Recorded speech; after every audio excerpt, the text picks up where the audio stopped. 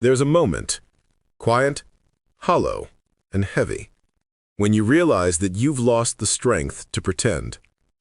The mask you've worn for so long finally slips, and all that's left is the raw, exposed truth. You're tired. Tired of fighting battles no one sees. Tired of holding everything together while your world quietly unravels.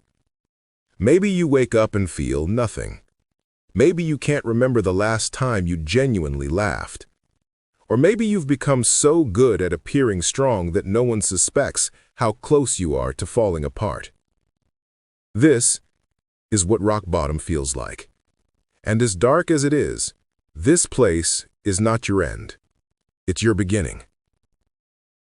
There's a line from Seneca that says, "Sometimes even to live is an act of courage."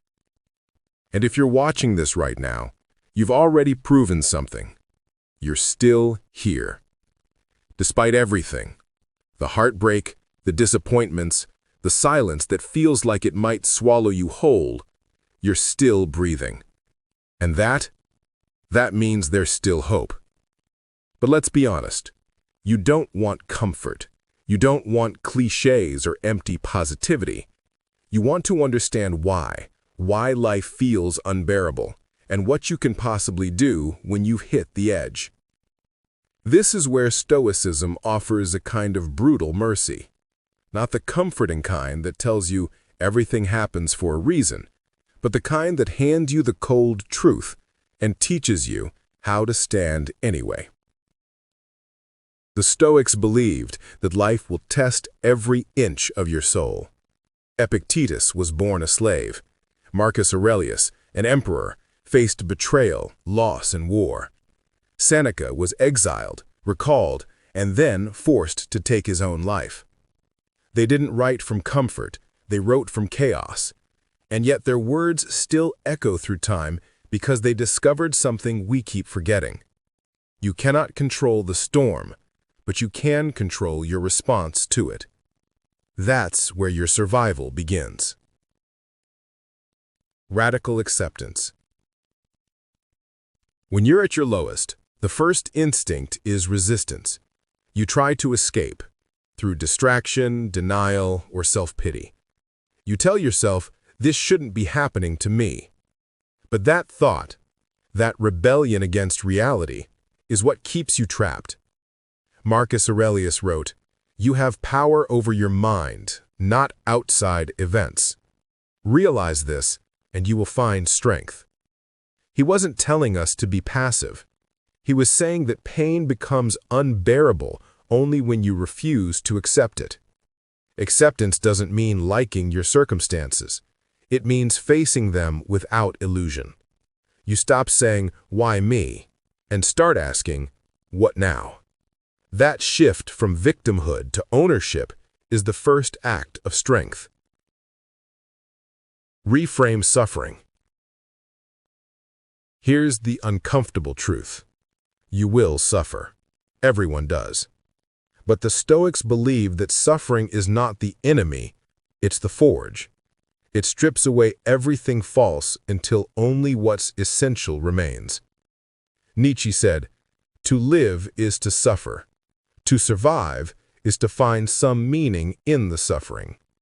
Think about that. Every painful experience you've endured, every heartbreak, loss, humiliation, has carved something deeper within you.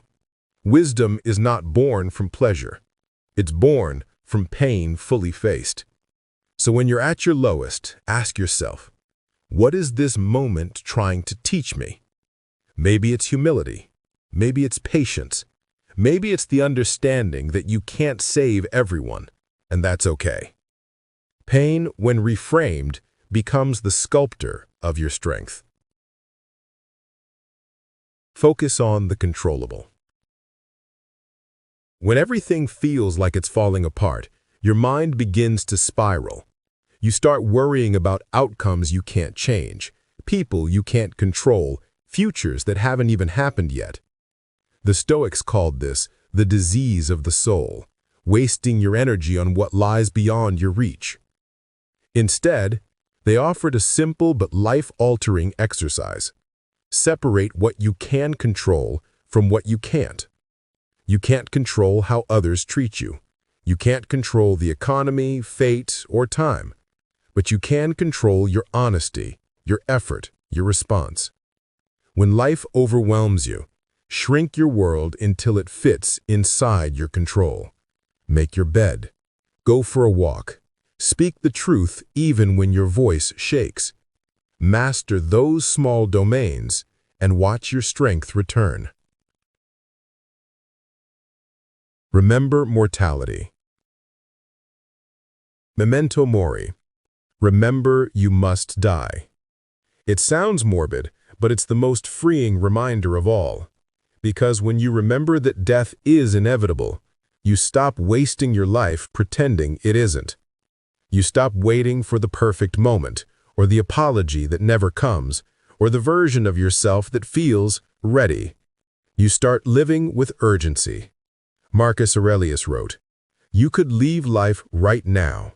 Let that determine what you do and say and think."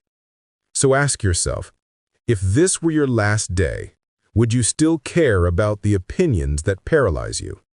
Would you still postpone what your soul has been begging you to do? When you remember your mortality, fear loses its grip. You begin to see what truly matters and what never did. Cultivate inner fortitude.